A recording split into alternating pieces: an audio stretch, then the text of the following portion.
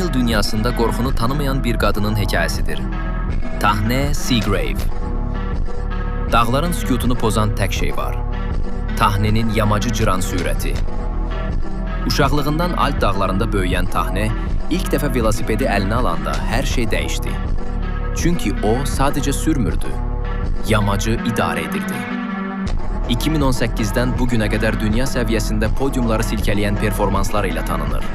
Bir dəfə ağır qəza keçirdi. Amma o geri qayıtdı. Daha güclü, daha dəqiq və daha aqressiv. Bu onun ən böyük xüsusiyyətidir. Yıxılır, qalxır və yamacı özününki edir. Bugün Tahne Seagrave sosial medianın və Dünya Kubokunun ən çox izlənən downhill ulduzlarından biridir. Bu da yamacların kraliçası Tahne Seagrave.